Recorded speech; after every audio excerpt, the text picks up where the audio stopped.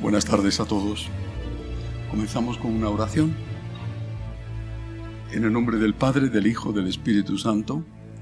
Dios te salve María, llena eres de gracia, el Señor es contigo. Bendita tú eres entre todas las mujeres y bendito es el fruto de tu vientre Jesús.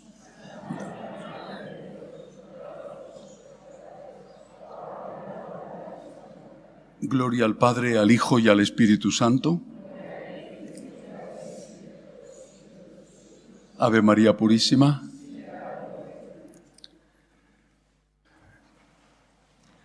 Muy bien, hoy comenzamos este primer retiro, primera meditación de este nuevo curso. Estamos en el mes de octubre, estamos comenzando. Y he pensado mucho sobre de qué tenía que hablar este curso. Viendo la realidad que nos rodea, realidad difícil, me ha parecido que lo mejor sería hablar de cómo ser católicos en tiempos de crisis. El hecho de que estamos en crisis es notorio, no hace falta profundizar.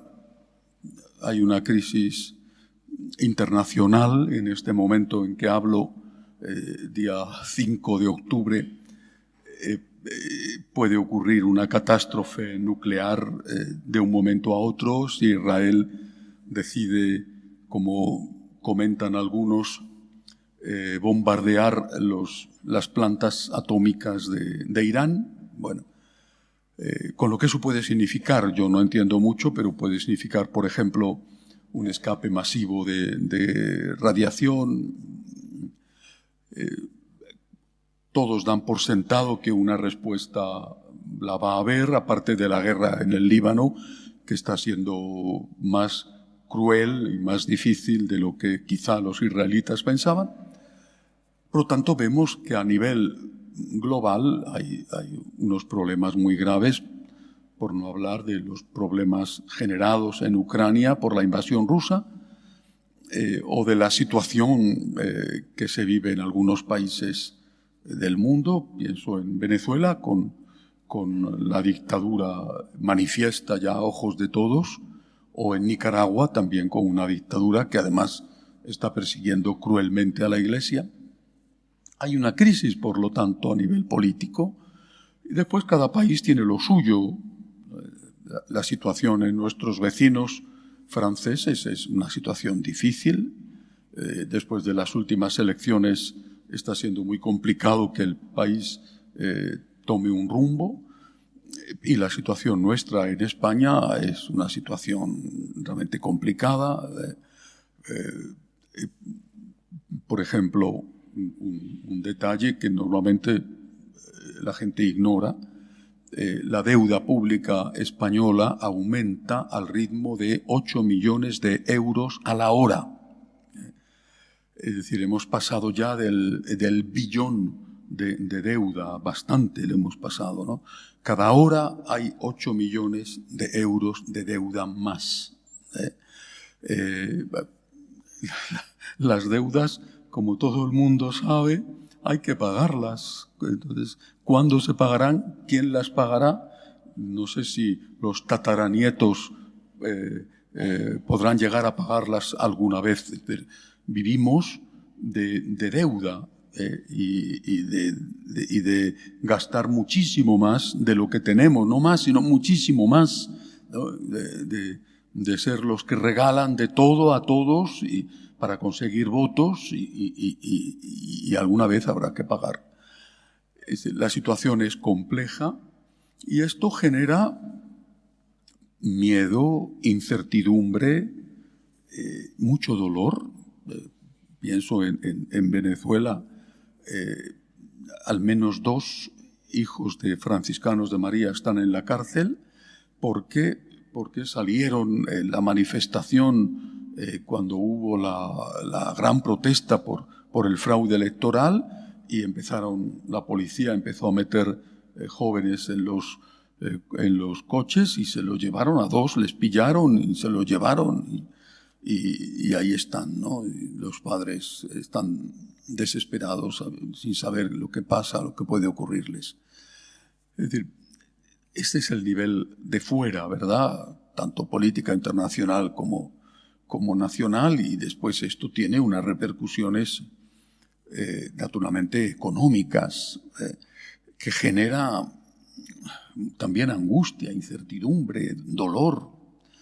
He leído que en Madrid ya no es que se alquilen habitaciones, sino que ahora están alquilándose sofás, porque ya no hay forma de alquilar un piso, no hay pisos en alquiler, porque el que tiene un piso tiene miedo a que metiendo a alguien luego no pague e incluso se quede allí de ocupa, y si al final, después de años, se marcha, tienes que pagar las deudas de la luz, etcétera, y te han dejado el piso destrozado. No hay pisos en alquiler. Ahora que están alquilando ya sofás. Te dejo un sofá, te alquilo un sofá para que tú puedas dormir por la noche. Es una situación terrible con lo que representa por ejemplo, de falta de puestos de trabajo, inventos que hacen para camuflar los datos. Ahora, los que trabajan solamente una temporada, por ejemplo, recogiendo la aceituna, ¿vale? Antes se les llamaba temporeros, ahora se les llama fijos discontinuos. Bueno, pero al final trabajan igualmente 3 meses al año, ¿no? Bueno, llámelo usted como quiera, pero la realidad es la que es. Pero esto es una parte de la crisis. De esta crisis todos somos conscientes y de alguna manera todos somos víctimas, más o menos. Pero hay otra crisis, la crisis interna de la Iglesia.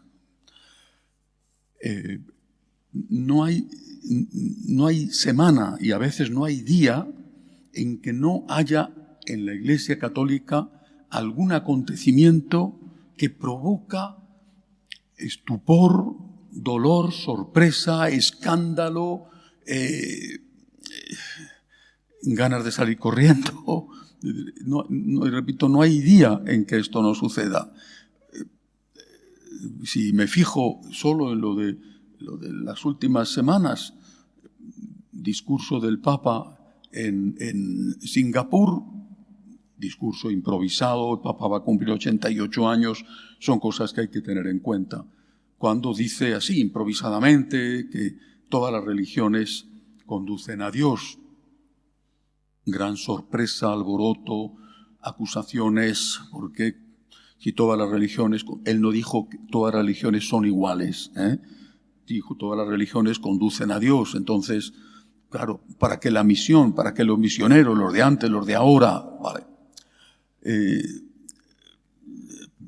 pasa esto, a los muy pocos días se marcha a Bélgica, y allí el escándalo ha sido por el lado contrario. Ha bajado a rezar delante de la tumba del rey Balduino, que sabéis que abdicó durante un día para no tener que firmar la ley del aborto. Lo ha elogiado y se le han echado encima diciéndole que se inmiscuye en la política de su país, de Bélgica, que está en un proceso de debate para hacer aún más fácil el aborto durante todo el tiempo del embarazo hasta el momento del parto. El primer ministro le saludó con muy poca cortesía diplomática en el discurso oficial, reprochándole que no estaba haciendo lo suficiente para el tema de la pederastia y reprochándole que, aunque no lo citó con su nombre, que no aceptara el sacerdocio de las mujeres. Lo mismo el decano, el rector de la universidad, entre comillas, católica, por decirlo de alguna manera, de Lovaina, que cumplía 600 años y a donde el Papa ha ido a festejar este momento, una de las grandes y antiguas universidades europeas. Un grupo de feministas hicieron público un comunicado, un manifiesto contra él, mientras que él estaba en esa universidad. Bueno, sale el Papa de allí, realmente fue muy borrascosa esa visita, se mete en el avión de regreso a Roma, entrevista con los periodistas y vuelve a decir lo de que el aborto es un crimen. Es verdad, El aborto es un crimen, porque es matar a un inocente. Y dice que los médicos abortistas son sicarios, porque son personas que matan por dinero. Las organizaciones médicas de medio mundo se le han echado encima con ataques durísimos, no digamos las feministas. Bueno, está verdaderamente una auténtica borrasca. Por un lado, una cosa, por el otro, la contraria. Estamos en crisis a nivel mundial, económico, eclesial.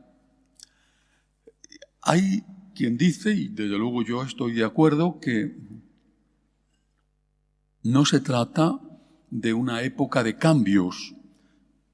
Esta es una época de cambios, hay que adaptarse. Hay quien dice que esto no es así, que estamos en un cambio de época. En un cambio de época. Y de hecho, no sé si os habéis fijado, porque a veces creo que es Google, pero no estoy seguro, alguno de estos buscadores ya no dice estamos en el año 2024 de la era cristiana, sino que han cambiado y dicen estamos en el año 2024 de la era común. Era común, como es la C de común igual que la C de cristiano, quizá pasa desapercibido. Pero ya no hablan de la era cristiana, que empieza a contarse desde el nacimiento de nuestro Señor. No, ahora es la era común, porque ya el cristianismo no tiene una incidencia real en la sociedad. En unas porque son musulmanes o budistas o hinduistas, y en otras vieja cristiandad porque ya no tiene ninguna incidencia. El número de católicos practicantes en países como Bélgica, Holanda, Francia, Alemania, menos, pero también entre nosotros, en muchas ciudades no pasa del 5, el 7%, por tanto, una pequeña minoría. En Francia van más musulmanes a las mezquitas los viernes que católicos a las misas los domingos. Esta es la situación. Estamos en una época diferente. Crisis de fuera, crisis de dentro. Y nosotros que estamos aquí, que nos ha tocado vivir esta época, algunos, los más mayores de nosotros, miramos hacia atrás y vemos el pasado casi con añoranza. Yo que he tenido que trabajar durante tantos años como profesional en una empresa, digo, bueno, qué suerte tenía de tener un trabajo fijo, porque ahora esto es, en muchos casos, completamente distinto.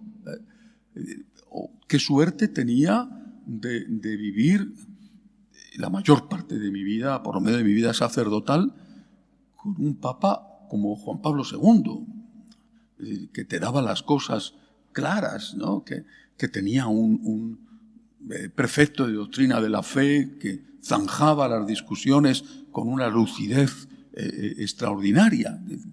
Y bueno, pues ahora, en este mundo en el que nos toca vivir en estos años, unos más jóvenes, otros más ancianos, ahora es donde tenemos que ser católicos. ¿Cómo tenemos que hacerlo? ¿Cómo tenemos que ser católicos? He terminado, de hecho, ayer, el libro 13º de nuestro programa de formación. Sabéis que empezamos con el curso 12, Historia de la Iglesia, dedicado a la Iglesia de la antigua, ¿no? Es decir, hasta el siglo V incluido, el final del Imperio Romano, de la Edad Antigua. Bueno, y el libro 13 lo he dedicado a la Edad Media, la Alta Edad Media, que va desde el siglo V, siglo VI, al siglo X. Después, si Dios quiere, estoy empezando ya a preparar el libro 14, que será la Baja Edad Media, del siglo XI hasta el siglo XV, la época de San Francisco, Santo Domingo, bueno, así, poco a poco, ¿verdad? terminando este libro de la Alta Edad Media, la época seguramente más difícil de la historia de la Iglesia, por ejemplo, en el siglo X, hay una época, es un poquito difícil de decir, pero así se llama, así lo llaman los historiadores, se llama el gobierno de las prostitutas. ¿Por qué? Porque los papas, durante varios papas, eran nombrados por prostitutas. Hay una famosísima, pero no fue la única, Marozia, y cuando el papa, nombrado por ella, se resistía, simplemente lo mataba. Murieron 5 o 6 papas seguidos asesinados. Era sustituido por otro que ella nombraba. Y si no estaba de acuerdo porque el papa en algún arrebato quería hacer algo bien, lo mataba. Tuvo un hijo, esta señora, con uno de los papas, al cual mandó matar después, al papa, no al hijo, porque al hijo le hizo nombrar papa más tarde cuando ya fue un poco mayor. Los cargos eclesiásticos eran comprados y vendidos. De una ciudad de Francia, por ejemplo, de Francia o de Italia, una diócesis, nombran obispo de la diócesis a un niño de 3 años. Quiero deciros con esto que ni los problemas son nuevos, ni las crisis a nivel mundial son nuevos. Final del Imperio Romano, qué desastre, desde todos los puntos de vista, las invasiones, las matanzas, y la Revolución Francesa, y la Revolución Española y las matanzas del 36. Estamos en una época de crisis, estamos en un cambio de época. Esto es evidente, pero no es el primero, no es el único. ¿Cómo vivieron los cristianos, los católicos, bajo papas de esta manera? Uno de los papas que había mandado matar a 2 de sus predecesores, fue asesinado por el marido de una mujer porque le pilla al papa, le pilla con la señora en la cama y él mata al papa tirándole por el balcón. Es decir, ¿cómo eran católicos aquella gente? Podemos decir, a diferencia de nosotros, no se enteraba la inmensa mayoría. Ahora, cualquier cosa lo sabe todo el mundo. Vivimos en un mundo de paredes de cristal. Vale, es verdad. O sea, ¿qué sabía un campesino de Asturias de lo que pasaba en el Vaticano? ¿O qué sabía un pequeño noble de una zona de Inglaterra asaltada por los vikingos de lo que pasaba en el Vaticano? Vale, esto es verdad, en cierto sentido, aunque los escándalos eran espantosos, en cierto sentido la inmensa mayoría de la gente los ignoraba, gracias a Dios. Pero los problemas han existido siempre. En cierta forma, peores que los nuestros. Yo no me imagino cómo aquella gente podía mantener la fe en aquellas condiciones. Repito, los que no se enteraban, que era la inmensa mayoría, bendito sea Dios. Pero los que sabían y se enteraban, y desde luego en Roma lo sabían, porque hombre, si tiran al Papa por la ventana es un escándalo que se entera todo el mundo, aunque no haya internet, ni televisión, ni periódicos. Eso era la comidilla del mundo romano, por lo tanto se enteraban. Vale. Y han mantenido la fe. ¿Qué tenemos que hacer nosotros? He pensado entonces en los santos. Porque estos libros de historia que he empezado a escribir después de haber escrito los de Biblia, el de apologética, estos libros de historia no son libros de historia, sino es la historia de la Iglesia a través de los santos. Y quisiera hablaros de esto este año, en este contexto de crisis, siendo esta crisis única, os lo digo de verdad, única, pero a la vez ha habido otras crisis. Y quizá los que las han vivido también les ha parecido única, no lo sé. ¿Cómo vivieron los santos que tuvieron que enfrentarse con situaciones gravísimas? Y quería hablaros esta tarde de uno de mis santos favoritos, San Agustín de Hipona. De un aspecto, nada más, de un aspecto. Como una luz que nos puede ayudar a saber cómo tengo que ser católico en este momento. La historia de San Agustín es bastante conocida. Él nace en una pequeña ciudad del norte de África, Tagaste. Su mamá, la futura Santa Mónica, católica, fervorosa. Su padre, pagano, que solo se bautiza en el lecho de muerte. Un hombre violento, y la madre, es decir, la suegra de Santa Mónica, también una mujer muy violenta, que hacen la vida imposible a esta buena mujer. Y ella cuenta que cuando sus vecinas, que con frecuencia iban golpeadas, porque por desgracia era frecuente que el hombre pegara a la mujer, sabían cuál era el carácter de su marido. ¿Cómo haces para que no te pegue? Porque a mí mira la marca que me ha dejado el mío. Bueno, dice, mira, pues cuando se pone así de loco, yo simplemente no le discuto, me callo. En esa familia nace San Agustín, brillante desde el punto de vista intelectual, salvaje, libertino, rebelde, mezcla dos cosas que son una bomba cuando se juntan, brillante y a la vez libertino. Se marcha de su casa, se lía con una mujer sin casarse con ella, de la cual tiene un hijo. El hijo Deodato va a morir joven más tarde. Le sale un empleo extraordinario en Roma, decide irse. Su madre, que sabe cómo es su hijo, le acompaña y van a coger el barco en Cartago para ir a Roma. Él la engaña, no sé cómo, se le diría que el barco salía a otra hora y se marcha y deja a su madre en el puerto.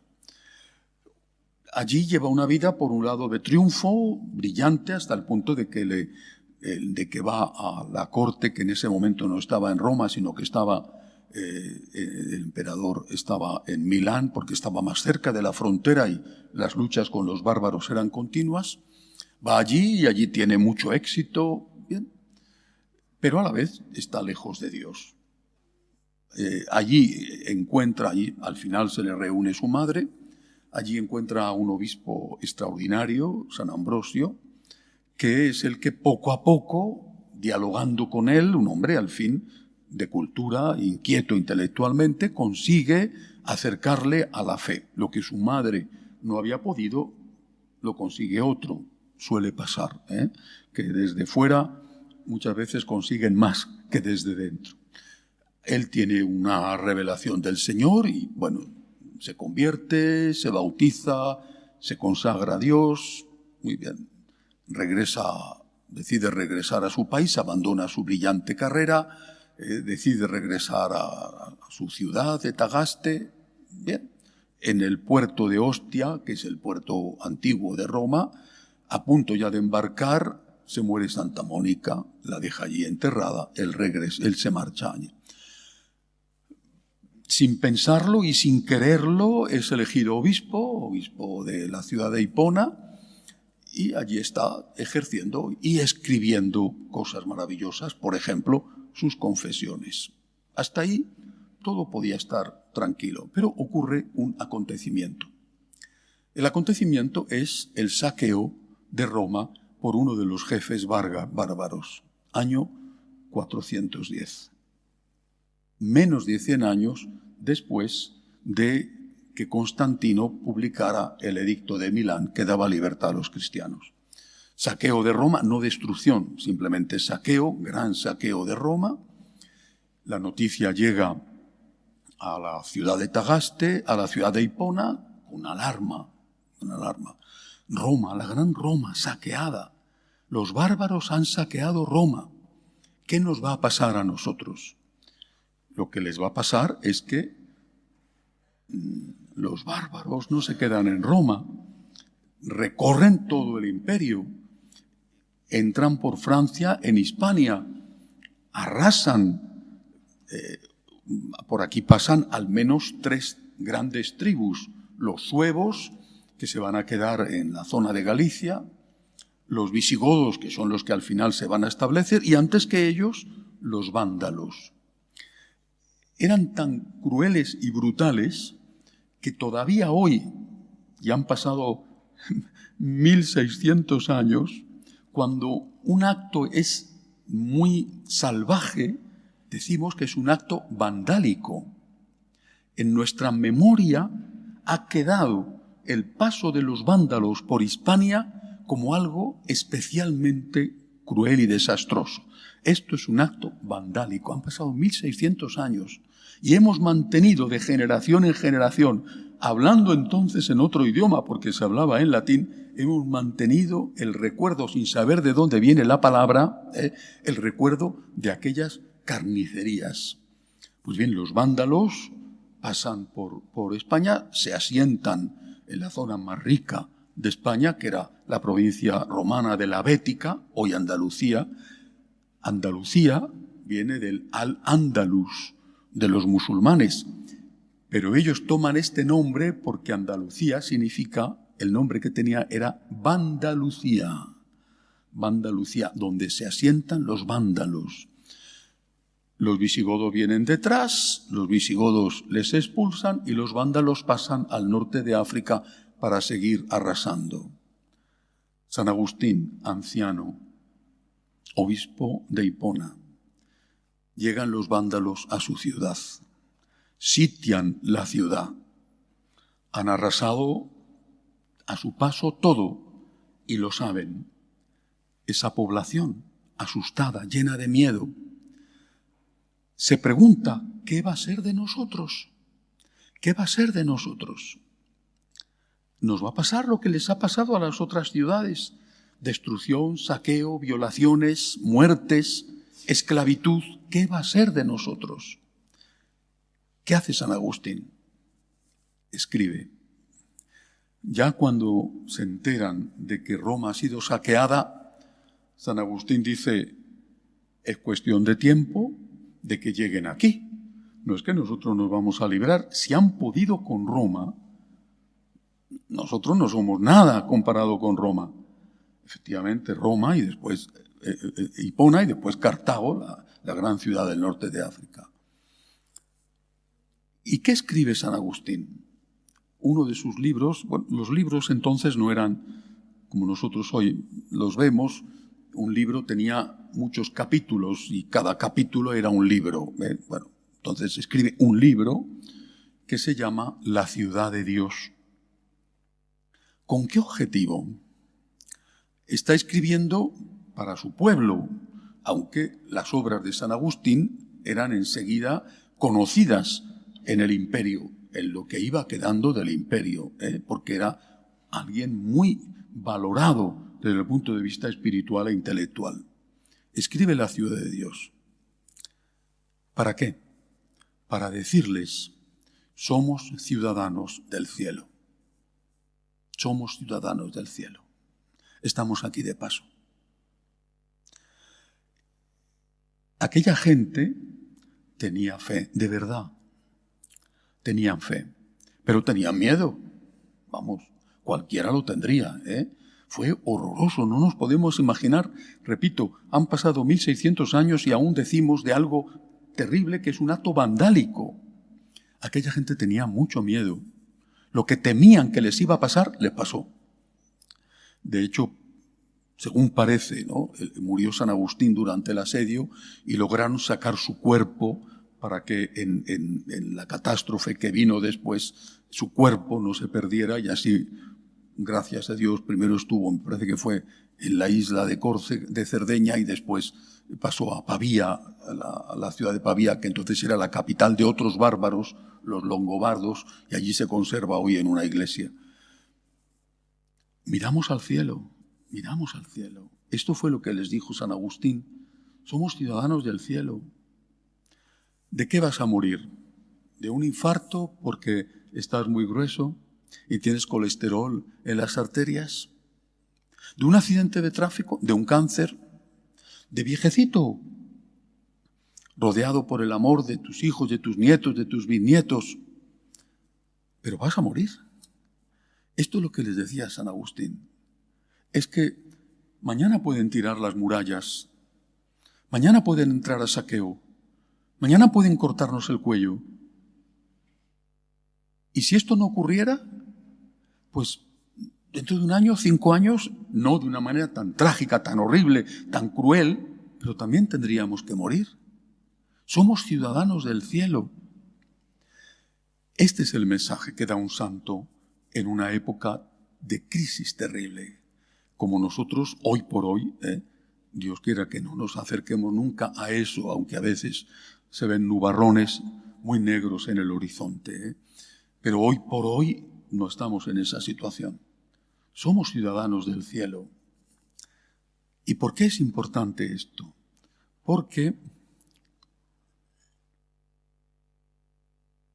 mirad, cuando yo entendí la causa profunda de la crisis de la Iglesia, la entendí cuando era un muchacho, tendría 19, 20 años no más, y estudiaba filosofía en el seminario. Y entendí, leyendo a un escritor alemán, Ernst Bloch, en español, que en alemán no tengo ni idea, ¿no? Él escribió un libro, su obra principal se llama El Principio Esperanza. Y Bloch sostiene que el secreto y el éxito del cristianismo no está en como se pueda pensar, la virtud de la caridad, ni tampoco en la virtud de la fe, dice Bloch, marxista alemán, es decir, no marxista soviético, pero marxista del partido. Dice, el secreto está en la virtud de la esperanza. Y él concretamente habla de que el secreto está en la fe y en la esperanza en la vida eterna. Entonces me acordé de que otro marxista, el padre del marxismo, Carlos Marx, había acusado a la Iglesia en general y a la católica en particular de ser el opio del pueblo. Esta es una expresión que seguramente habréis oído todos hablar. La Iglesia es el opio del pueblo.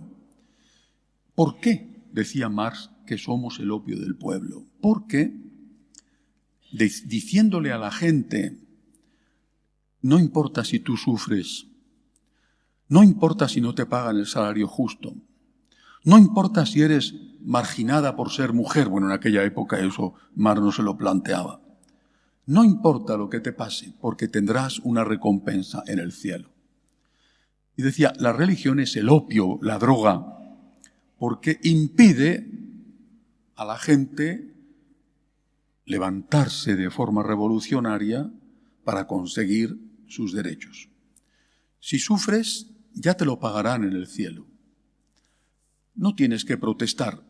Tendrás en el cielo una casa más grande. Tendrás en el cielo unas vistas preciosas. Tendrás una maravilla de puestas de sol. Aguanta aquí. Jamás ha dicho eso la Iglesia. Pero Marx hace esta caricatura de la virtud de la esperanza. ¿Y qué sucede? Los que sois de mi edad, y algunos algo más jóvenes también, recordaréis lo que pasa con la caída del muro de Berlín, ¿verdad? Cómo se vio que detrás solo había represión y había tiranía, y, bueno, que por supuesto muchos lo sabíamos, pero otros vivían aún creyendo que aquello era el paraíso del proletariado. Bien, hasta que no se vio a los obreros de Solidaridad en los muelles del astillero de Dansk ponerse de rodillas, rezar el rosario y estar en huelga contra los que supuestamente eran los proletarios, cuando ellos, los obreros, eran los verdaderos proletarios. ¿Qué es lo que nosotros vimos que lo que hablo de mí, desde luego, y repito, algunos de vosotros seguro también lo habéis padecido. La Iglesia, sobre todo la Iglesia posconciliar, no como fruto del concilio, pero sí, sobre todo después del concilio, se impregna profundamente de comunismo, de marxismo, o porque asume las tesis marxistas, ahí está la teología de la liberación, una teología de la liberación, o porque, aunque no las asuma, está condicionada por esas tesis. Si nos acusan de ser el opio del pueblo porque hablamos del cielo, vamos a demostrar que no es verdad, que no somos el opio del pueblo. Teología de la liberación, que llega a justificar el uso de la violencia revolucionaria con sacerdotes guerrilleros, o bien, al menos, vamos a dejar de hablar del cielo. Ya no hablamos del cielo. Porque si hablamos del cielo, como la cultura, el mundo de la cultura, lo mismo que hoy aún, la mayor parte de los actores, actrices, aquí en Hollywood, y la mayor parte de los medios de comunicación son de izquierdas, es decir, no son comunistas en el sentido clásico de la palabra, primos hermanos y además primos muy hermanos. No vamos a hablar del cielo, porque si hablamos del cielo nos dicen, ya está el opio del pueblo. ¿Qué tenemos que hacer? Acción social, para que digan, bueno, mira, la Iglesia ayuda a los pobres, pero del cielo ya no hay que hablar. ¿Cuál es la consecuencia? Esto no se cambia en un año, ni en 2, ni en 10. ¿Cuántos años han pasado? Desde el año 60, por ejemplo, aquí, han pasado 80 años. 80 años. Benedicto XVI, en cierta ocasión, en el discurso a la curia, que se hace siempre todos los años, lo hace el Papa antes de Navidad, dijo, lo que antes sabían los niños, hoy ya no lo saben los ancianos. Claro, han pasado 80 años. 80 años en los cuales, no digo en toda la Iglesia, no hubo una ley que obligara al silencio sobre el cielo, pero digo sobre todo en Occidente, ya no se hablaba del cielo, porque todo estaba impregnado de marxismo. Incluso aunque lo rechazaras, aunque no fueras comunista y aunque te dieras cuenta de lo terrible que es el comunismo, estabas marcado por el comunismo sin darte cuenta. Los sacerdotes, repito, incluso los sacerdotes conservadores, dejaron de hablar del cielo, ya no se hablaba del cielo.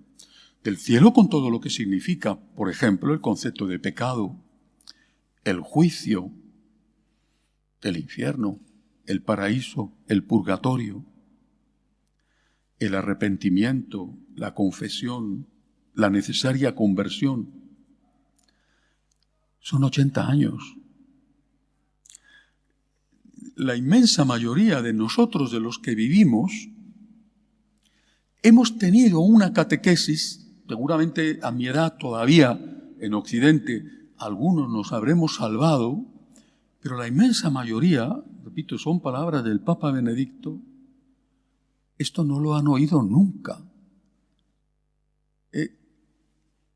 Ernst Bloch, el filósofo marxista, dice, el éxito de la Iglesia es hablar del cielo. ¿Qué hace el marxismo? Es el opio del pueblo. Tienen que dejar de hablar del cielo. ¿Qué hace la Iglesia? Es verdad, no somos el opio del pueblo.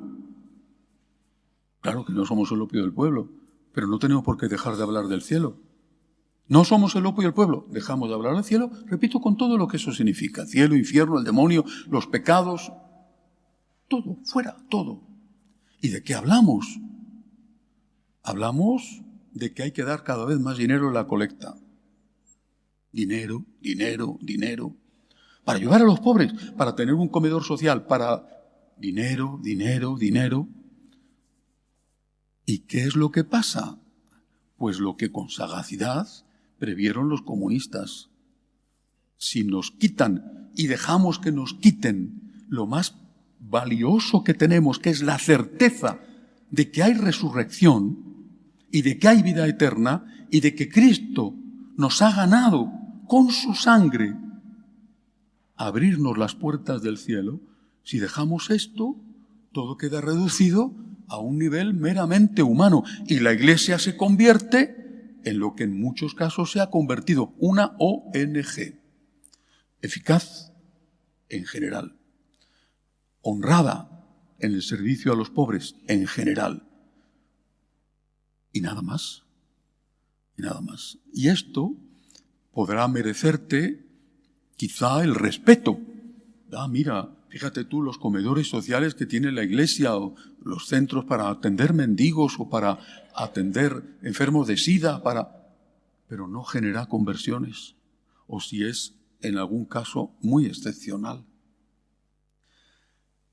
¿Qué hizo San Agustín? El mundo se caía, Roma saqueada, su pequeña ciudad de Hipona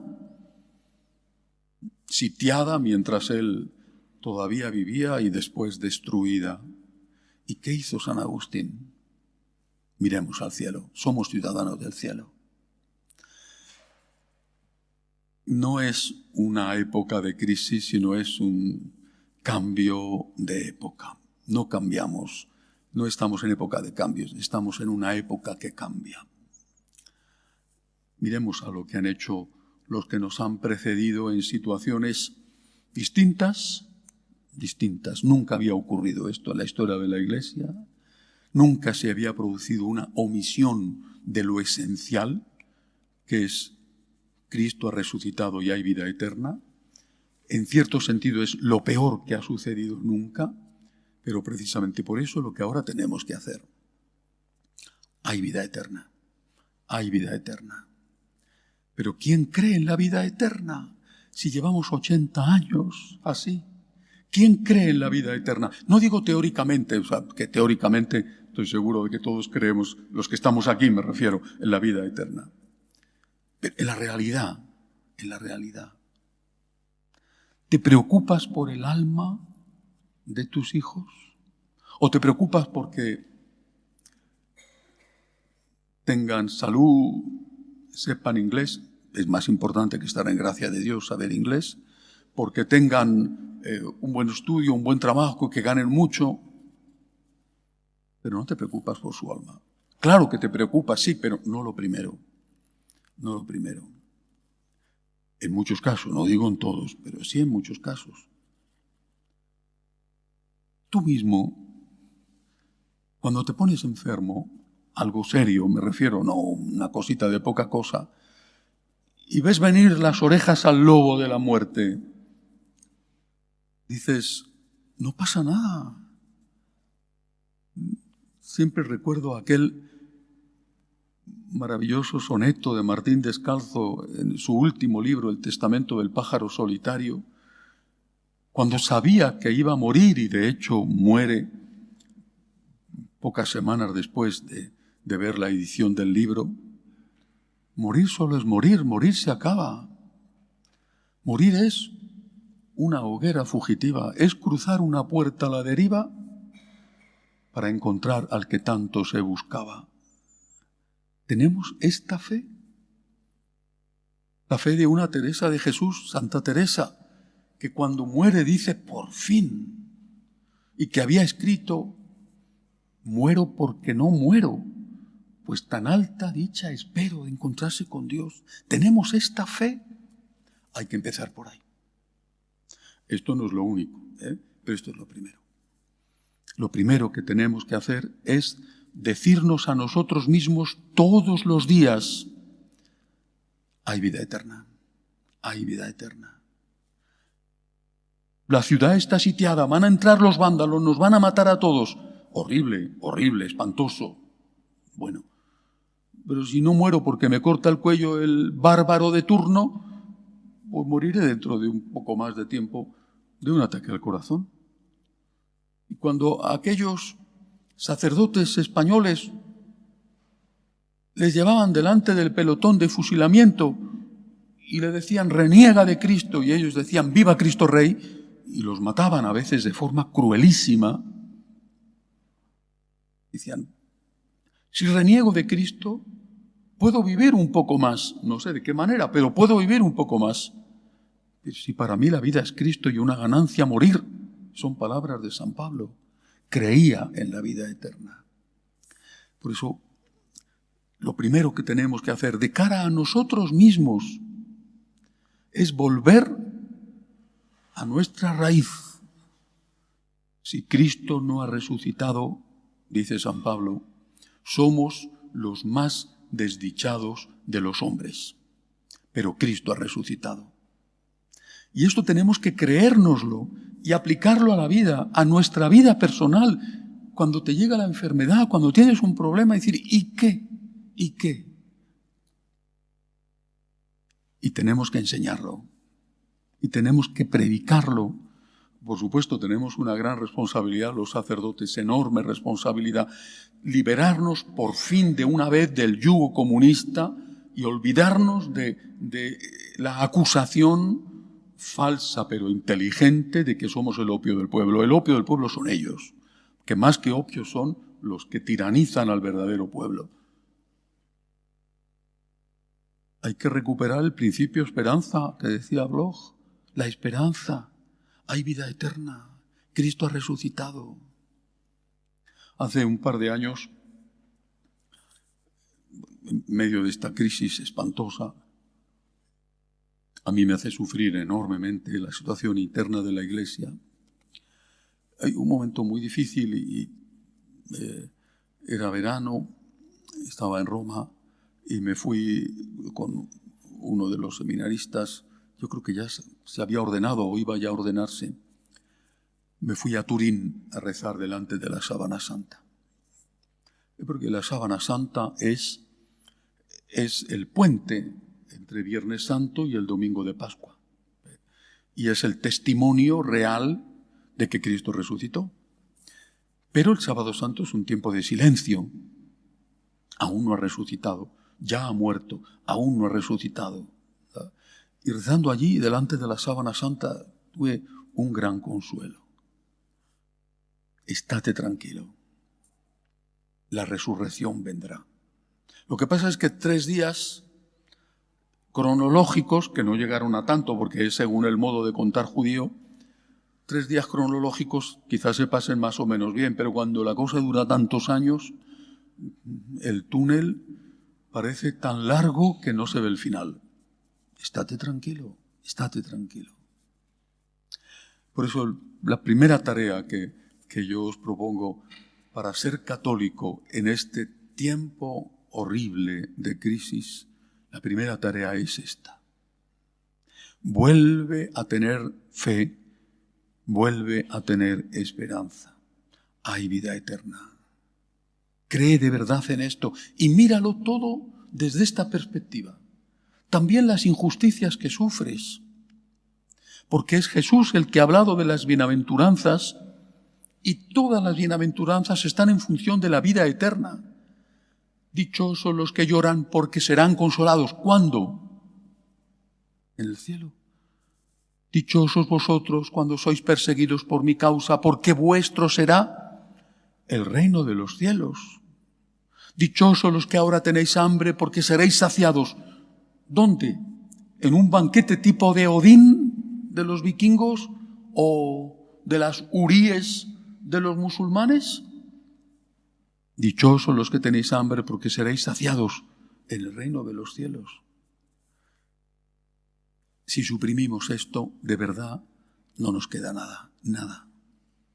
Y esto es lo que nos pasa, que no nos queda nada. Y lo que queda es, pues muchos curas reciclados, activistas sociales, posiblemente porque alguien les quitó la fe, o ellos se lo dejaron quitar, y han visto que la única razón de su existencia es, pues, dar de comer al hambriento. Pero mañana el hambriento tendrá de nuevo hambre. Y además, ¿de dónde le vas a dar de comer? Si cae menos gente a la iglesia y por lo tanto no hay dinero porque las colectas que están en números rojos. ¿De dónde vas a sacar para hacer obras de caridad?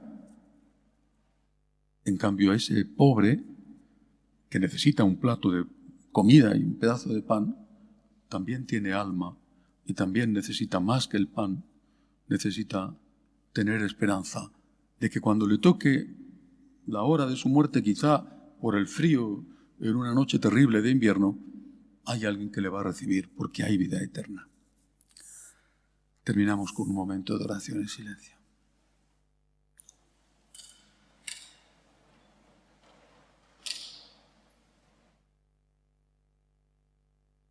Dios te salve María, llena eres de gracia, el Señor es contigo. Bendita tú eres entre todas las mujeres y bendito es el fruto de tu vientre Jesús. Santa María, Madre de Dios, ruega por nosotros pecadores, ahora y en la hora de nuestra muerte. Amén. Gloria al Padre, al Hijo y al Espíritu Santo.